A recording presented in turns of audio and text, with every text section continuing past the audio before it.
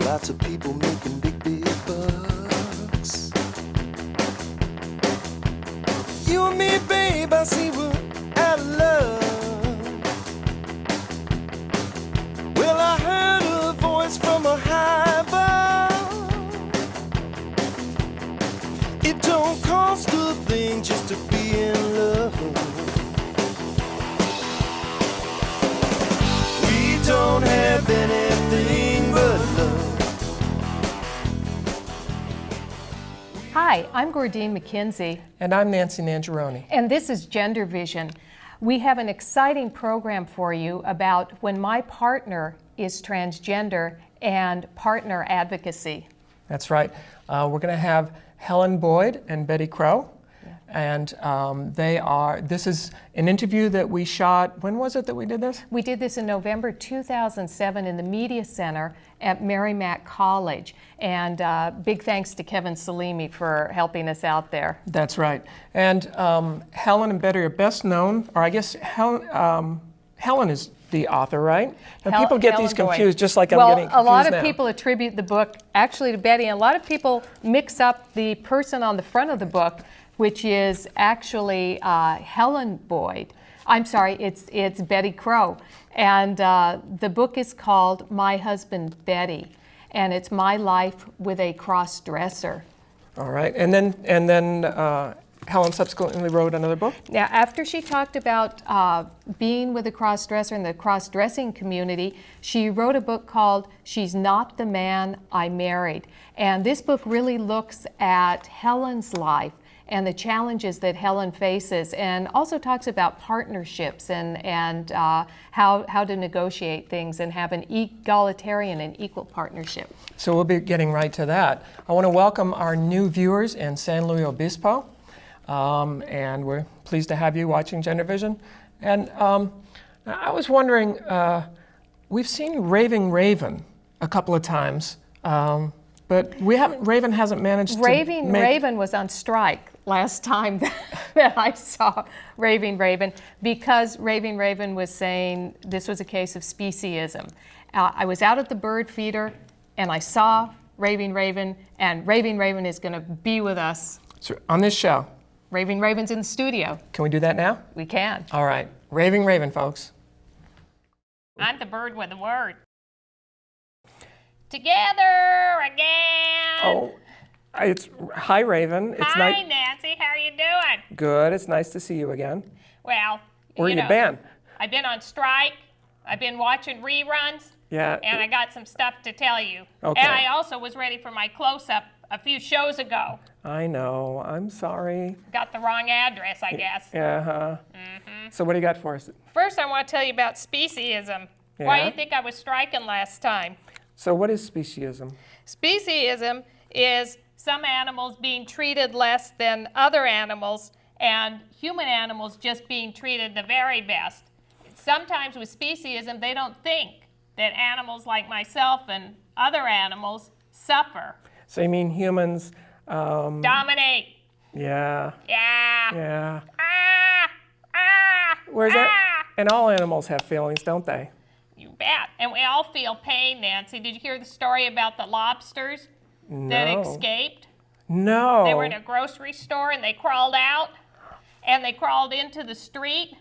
Really? Yes, they did. They all mobilized. Oh, I just love that image of lobsters just running away in the street. Well, a lot of us are trying to fight speciesism. Speciesism, Nancy's kind of like homophobia, transphobia, racism. It's really about supremacy and domination, isn't it? Yeah, that's why I was striking. And those things... That's why you need me on the show. I think we do. I'm the bird with the word. Because those things are really unhealthy for the planet, aren't they? That's right. Yeah. And there's been some terrible cases of them I want to talk about. Okay. What do you got? Did you hear about the Kentucky Derby? The horse that died... 8 bells. 8 bells. Yeah. She was only 3 years old, and after she ran the race, it came in second. Both her ankles were broken, and they put her down. Now, let me ask you, Nancy. You mean they killed her? They killed her. Because she had broken ankles? She was a horse that was an athlete. Oh. Now, what would you do if you had a human running a race and they came in second and they broke their ankles? Would you just pull out a gun and shoot them? Well, yeah, of course. No. You can't let them get away with that. No. No, of course not. That's an example of speciesism. Yeah, that's terrible. What do the horses get out of it? That's what I want to know. But good news, good news. Yeah. A crow saved a little starving kitten. I was watching reruns of it on YouTube. On YouTube? You could go to The Kitten and the Crow, and you could see a baby kitten that was starving, and the crow fed it grubs, and the crow kept it from crossing the street, and the two of them played together every day. I love it. Yeah. I can't wait to see that. The Kitten and the Crow. Yeah, yeah. All right. Yeah. Well, Raven, thank you so much. It's so good to have you here on the show with us. You too, Nancy. Can I rub your beak a little? Is that what we do? Yeah, you can. Yeah, Gordine yeah. talked me into coming back. All right. It's good to have you back. She said you loved animals, Yeah. and you wanted to hear other voices that have been oppressed. That's right. Animals, I mean, without animals, life would be really barren. Yeah. All right. Thank you, Raven. Bye. Bye-bye. Till next Bye. time.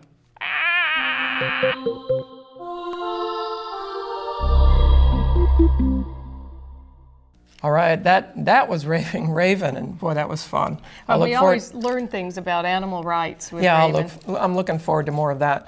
So now you were going to tell us about the websites? Absolutely. You can watch our program in its totality and some extra features as well on GenderVision.org. And if you want to listen to more interviews with our guests, go to gendertalk.com. Okay, so now let's talk about our guests a little bit, because we're just about ready to go to this interview with Helen and Betty. Now, we're not going to do this here in the studio, right? No, this is an interview that we did in November of 2007 at the Media Center at Merrimack College, and big thanks to Kevin Salimi for that. Yep. And we have in the studio Helen Boyd, and we have Betty Crow, and they're going to talk about being in a relationship and some of the complications and some of their trans advocacy work as well. As you might imagine, there are definitely some issues that typically come up in relationships when one of the two people in a relationship is a transgender person. For example, there are many cases out there where there are married couples where the husband cross-dresses, and the wife may or may not have learned about this before they married. In fact, there are lots of cases where the wife learns about it after marriage, which makes it more difficult. But so there's lots of people out there who deal with these kinds of issues. There's a problem with that, and Helen and Betty talk about it and write about it, is that feeling of a sense of betrayal, that something isn't right, and yet oftentimes the trans person is very worried about coming out because they're afraid they're going to lose their relationship, they're going to lose their families, so it's a very complex issue. Because everything in the culture kind of mitigates against or discourages men from showing any femininity, and cross-dressing certainly has been ridiculed in the media for a long time. So any man who's cross-dressing is generally going to feel shameful about it, or I shouldn't say he's going to, but lots of men out there who are cross-dressing in secret do feel shameful about it, and so they're reluctant to admit it to anyone. And so that makes for challenges within the relationship. But then, when their wife does find out, then there's issues in terms of the rest of the world. How does the rest of whether or not to let the rest of the world know that he's cross-dressing. Cross-dressers often want to go out. Probably you don't want to just stay at home all the time. That's kind of a small world to exist in. And so there are issues around going out in public. And then wives often have fears about what happens if my friends find out, the neighbors find out, my family, the PTA, the folks at school. Yeah. Yeah. So, and that's a big issue now for Helen and Betty. They knew. Helen knew. Betty said, one time I dressed up like Marie Antoinette. and would you like to dress up like Louis and I can be Marie Antoinette, and came out to Helen very early on in their dating relationship. Just the way that when you and I first met. I mean, I wasn't surprised. I knew you as Nancy, and one of the things that Helen Boyd writes about is that she drugged Betty out of the closet, tried to get Betty to come out more, but then... Drug as in dragged. Yeah, there we go.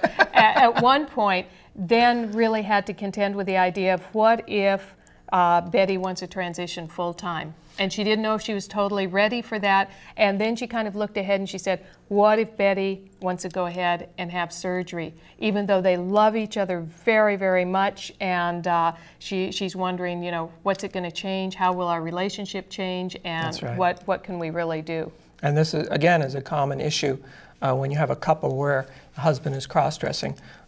There's lots of issues for the wife, and oftentimes the media doesn't focus on those issues very much. The media, especially when the husband is transsexual and is going to live as a woman, the whole relationship and the wife's concerns often get treated superficially at best in media depictions of that couple. Well, and you know, there were early studies which were really erroneous and horrible. They said the only women that really married cross-dressers or transgender people were women with low self-esteem that would end up in mental hospitals. I mean, those were the studies out in the 80s, which were really debunked. And certainly Helen's books are groundbreaking, absolutely groundbreaking. Also a note, Helen and Betty both grew up as punk rockers.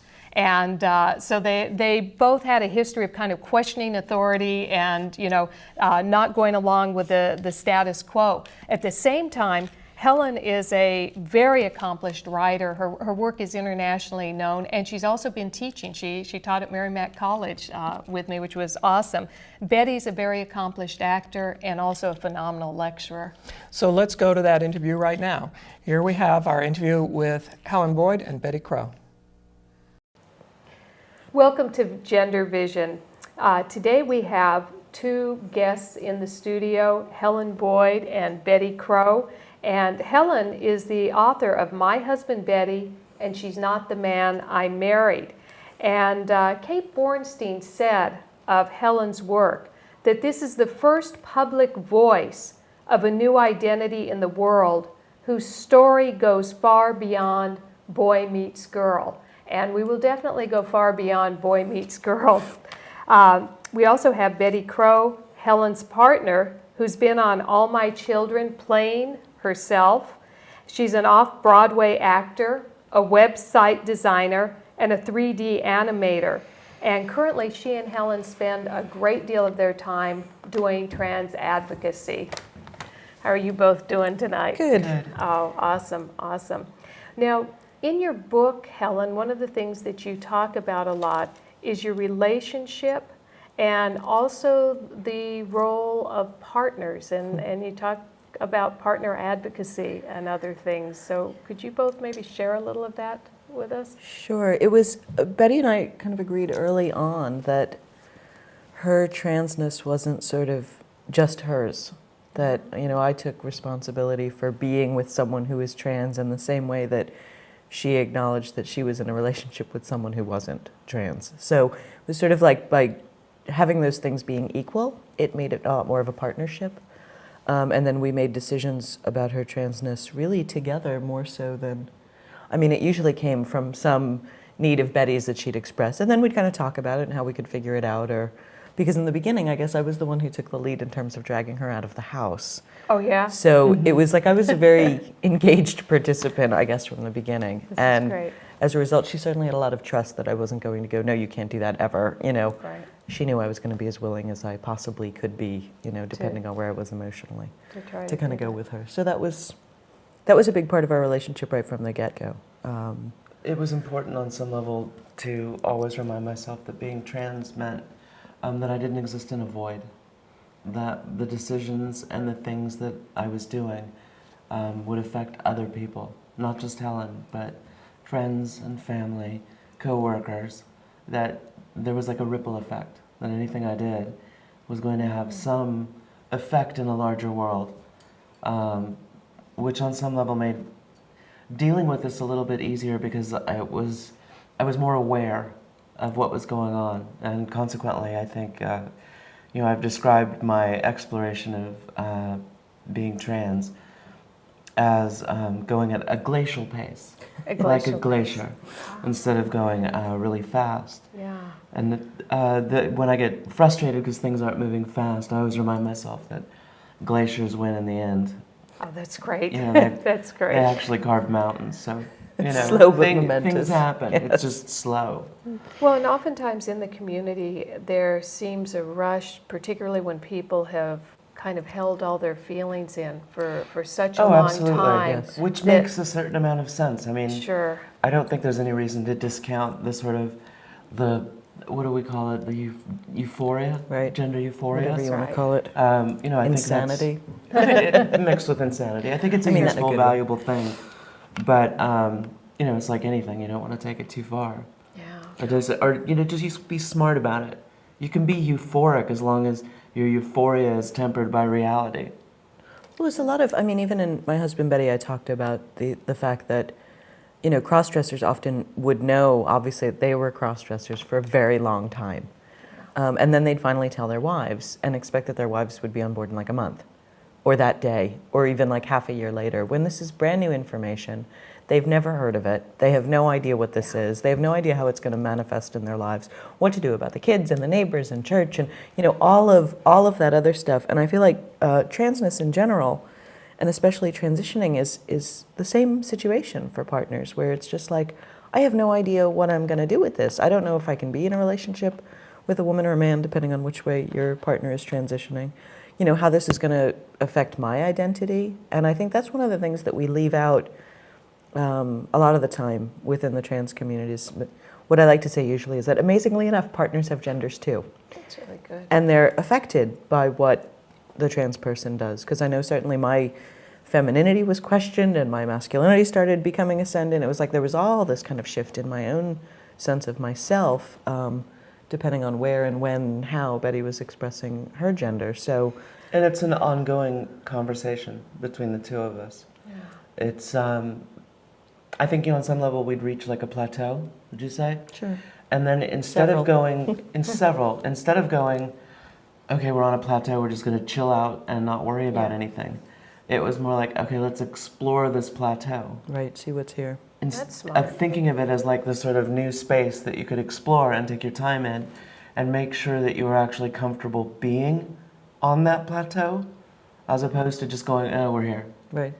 We just have to sleep till we go to the next climb. Right? Exactly. It was more like no, it'd enjoying. be more like, Yeah. let's, the- instead of an overnight stay, let's, spend a couple of week. months or a week or a year or however long it took. looking How around. do So you that- do that?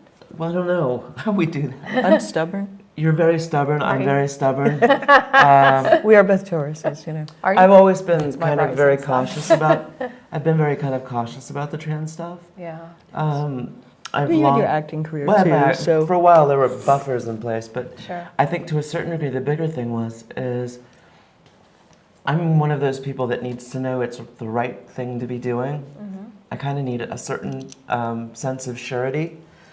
So for me, taking time has been about going, this is real, right? This is what you really want to do. And exploring, like being out in the world. I talk about the fact that I've kind of basically socially transitioned without having done a medical legal route yet, in part because I thought it was more important to get out in the world and see what life was going to be like. Were we going to be okay together Right. as two women in the world? and for you too. That wasn't just true for Oh, me. I no, mean, that's- absolutely. There were times, I know one time we were walking back, what was it, Brooklyn Pride or something like that, and we got back to our neck of the woods.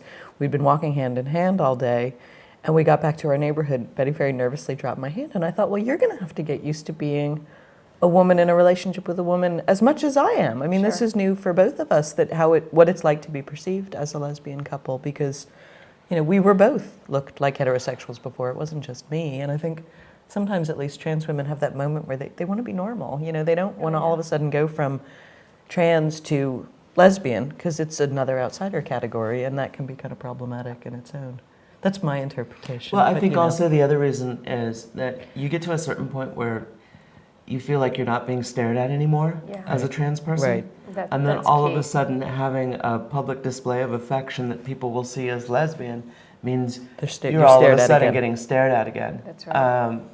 Because I certainly am not ashamed of my relationship in any way, shape, or form. I wouldn't Don't get be. me wrong. You were. Yeah, you wouldn't be. She'd kill me. And I'd kill myself too, in a bad way.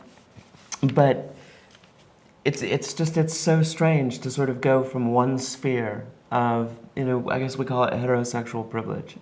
It was something that we never thought about or never knew we had until really we didn't have it anymore. And it's one thing to intellectually be an ally and a supporter of gay and lesbian folk, and to think that you understand what it's like to be gay or lesbian perceived in the world. You have no idea. But you have no idea until you That's are a actually. big switch. It's a isn't huge it? switch. It Huge goes from the theoretical, yes, no, I support you, Right. and Yeah. that must be hard Yeah. or whatever. I feel your pain. Sure. To, oh my God, you don't feel my pain. You don't even get it. You have no idea. Right. Oh. Well, I know that Nancy and I one time in Albuquerque, New Mexico, my hometown, were holding hands and walking one night, and we heard squealing brakes, and that's not a good sound Right, to hear. right. And it was very, very late at night, and I said, "Oh, that's not a good sound." And we were followed by a car full of people who took their headlights and they drove almost right into us and flashed their headlights on us. We ended up running because they turned the car around, and we hid. I said, we've got to, go run and hide. We've got to get out of here. First, I was going to fight. My first impulse was, okay, Right. I'm not leaving. No one's gonna get me upset. I'm gonna just stand there and I'm gonna fight. And Nancy said, I don't know if that's a good idea. And we could hear the car kind of barreling down. And I said, maybe you're right. And I said, let's run across this lawn. And she says, we shouldn't get on people's property.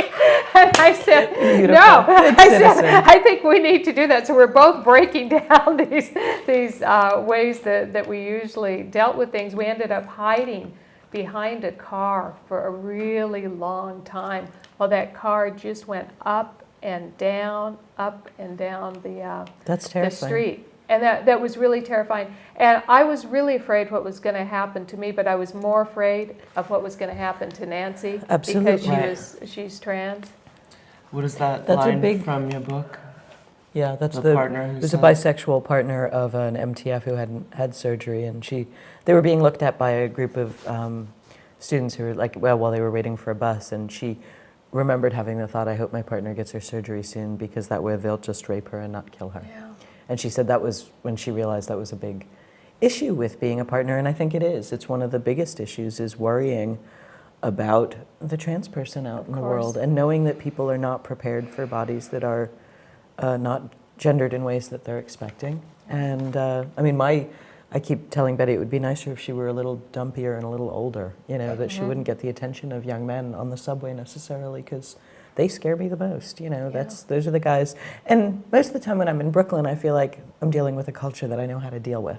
Yeah. I kind of know those guys. Those are the guys I grew up with. Yeah. But when we get out of Brooklyn and we're in other places, I don't know how to deal, with the guys. So I don't know how to talk to them. I don't know how to talk to them. I don't know how to talk about their mothers. I can do that in Brooklyn. Wow. But it's a different, when you walk into a different culture, you just don't have the same way of And connecting. so you've got to always have your radar up to check that Always. out. Yesterday you gave a you have that in New York. wonderful talk Thanks. at the college, and one of the things you talked about was that fear, and you were talking to a lot of young guys in the audience. I That had was great. I had a moment of thinking, I don't want to say that because I hate the idea of always having guys feel like, I think we do make men predators Sure. in some ways, and that in some ways affects the way maybe they respond to their own sexuality and their own.